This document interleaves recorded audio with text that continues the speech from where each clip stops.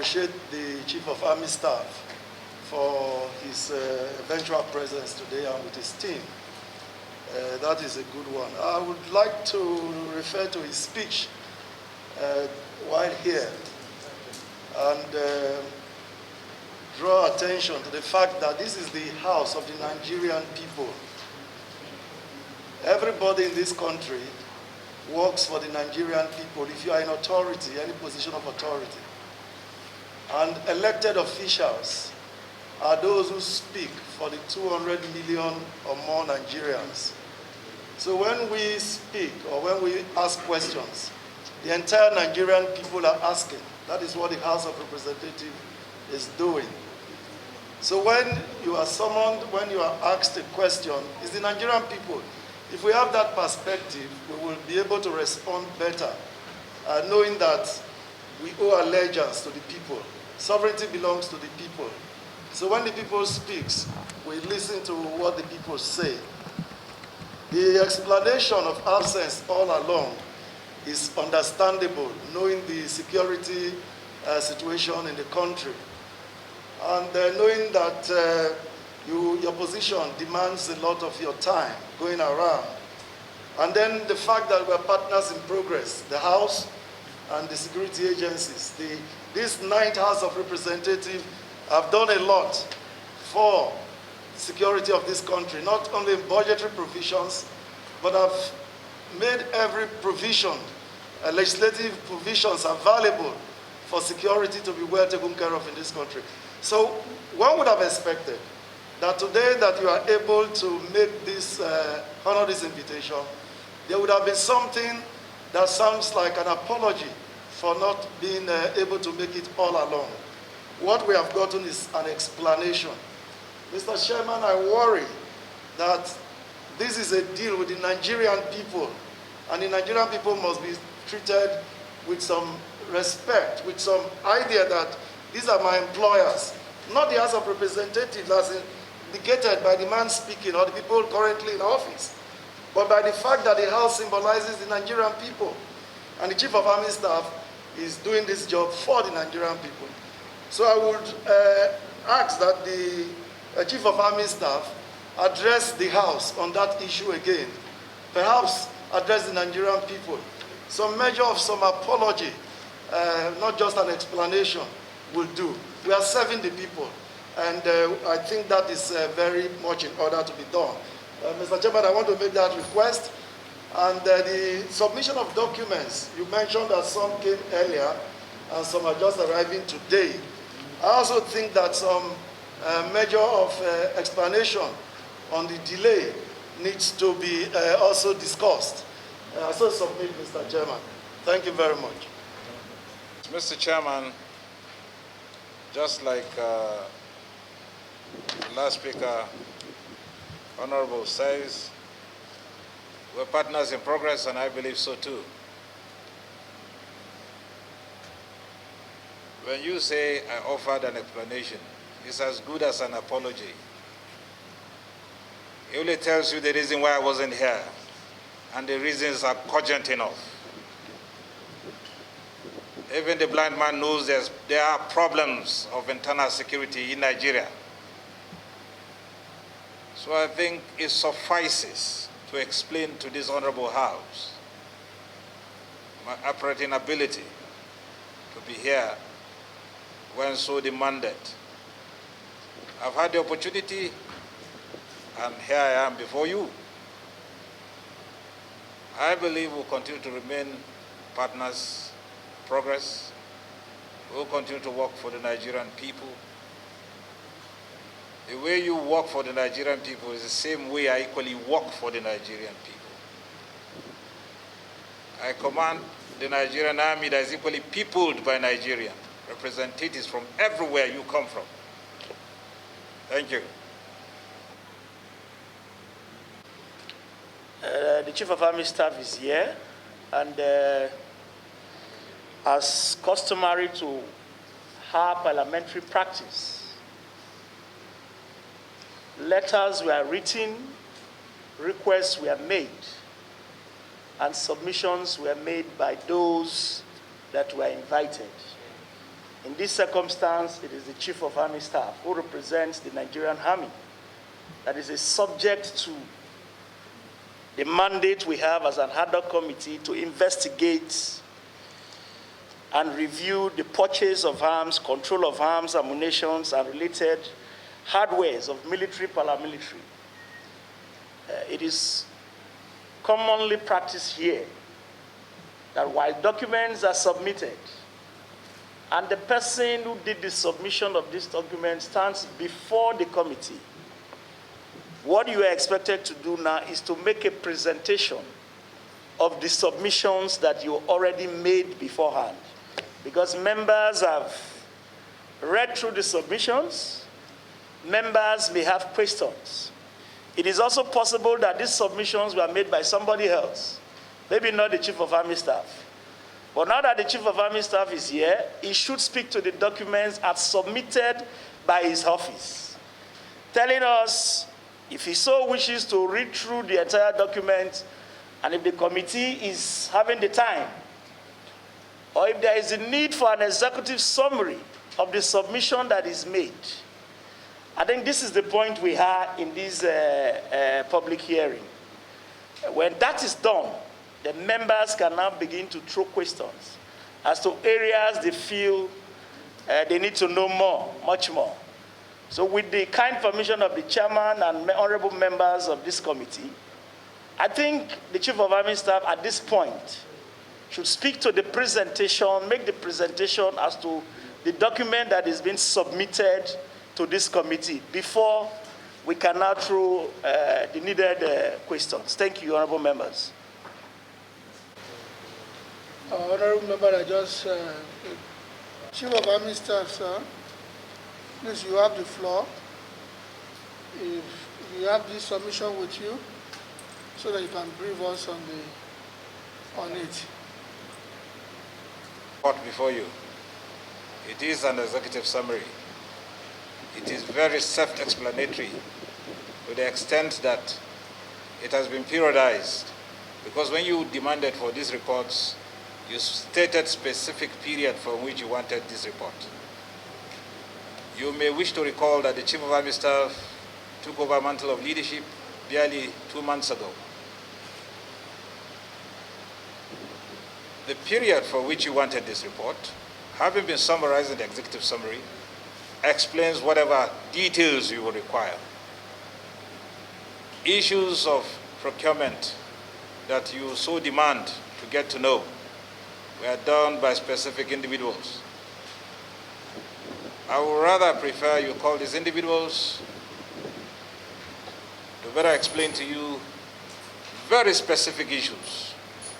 The general issues have been contained in the report, and a summary, an executive summary, is so contained, it goes to speak about the entire report and explains it. Thank you. Member representing Oju or the Federal Constituency. Chief of your staff, you're welcome. Chief, I chaired the House Committee on Air before, that is why I'm sorry. Chief of Army Staff, congratulations on your new appointment as the Chief of Army Staff. Well, I believe you know that this House, 9 House of Representatives have done a very good job in make sure that the security architecture of this country work very well for the betterment of our people. And I'm here sitting down here to say that a lot of our colleagues take a serious pain to invite the Commander-in-Chief of Nigerian Armed Forces, President Muhammad Buhari, to this chamber to come and explain the issue of security, because we believe that this country must be one, and we believe there must be peace in this country. And that is why we took that pain. It's very difficult, an elder statement, to say that we invite him.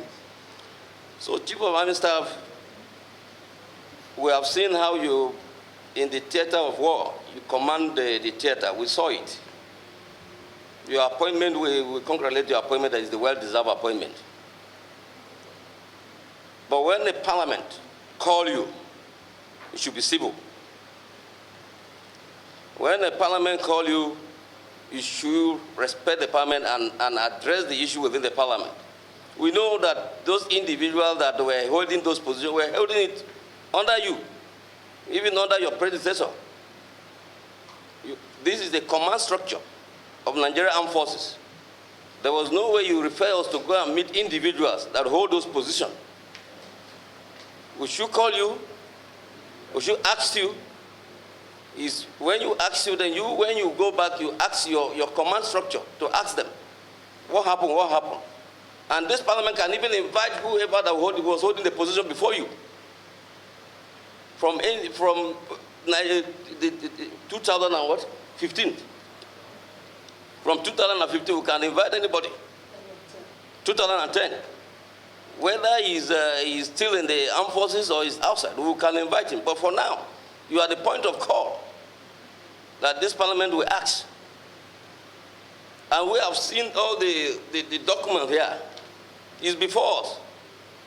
We would have wanted to refer us to many things here, but you said that you have done an executive summary. But I can tell you, sir,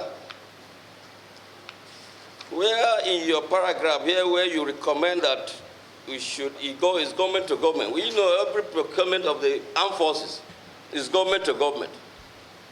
But you, as a chief of army staff, no, I'm coming. Let me. Okay, Chairman.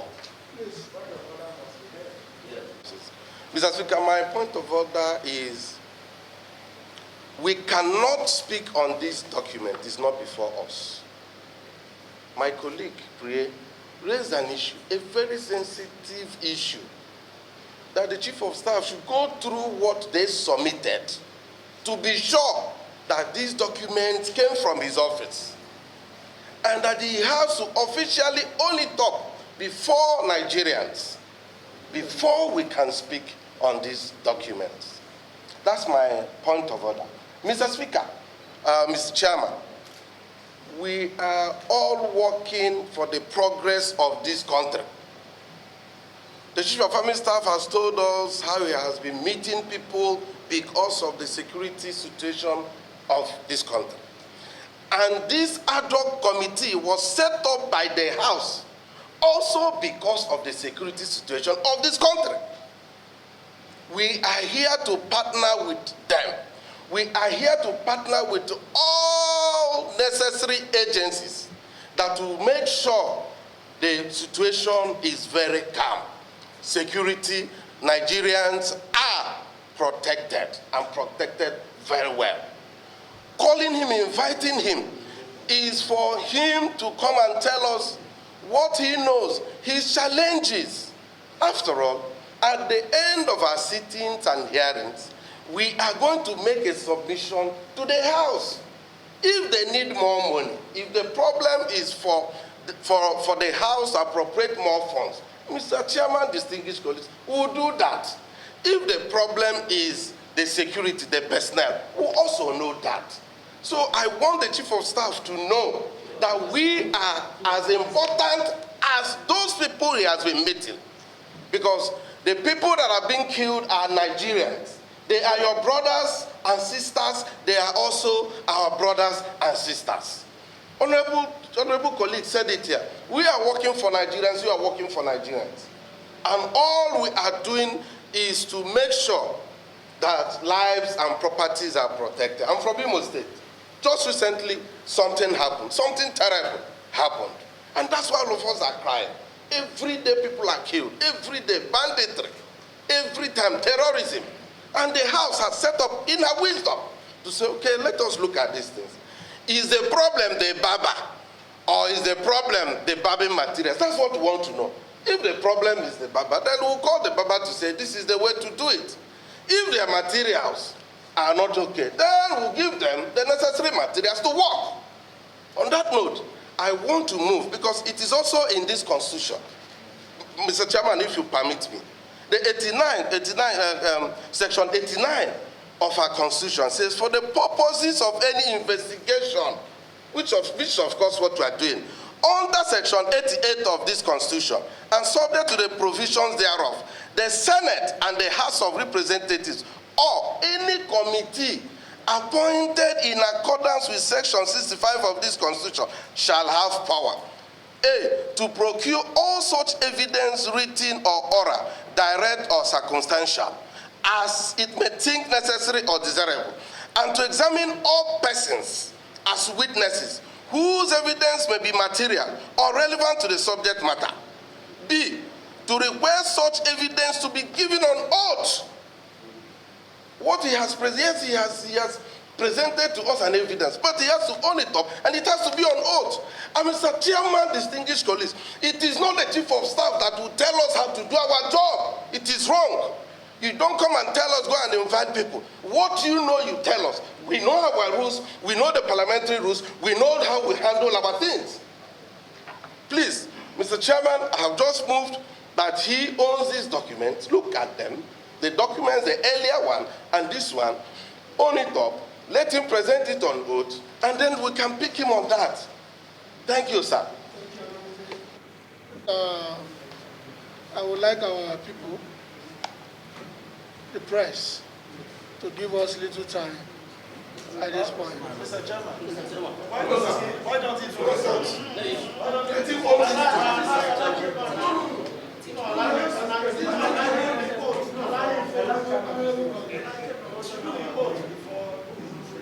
Honourable colleagues, we still have the honourable colleagues, one house. We still have our guests here.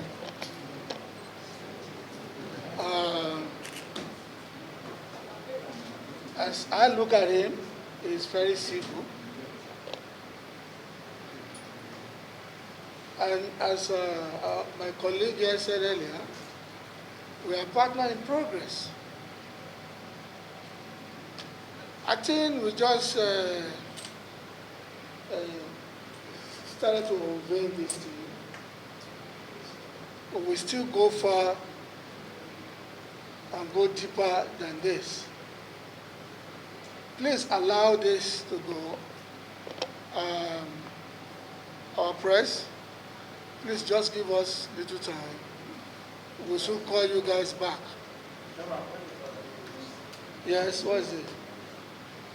It was held in the morning, early afternoon.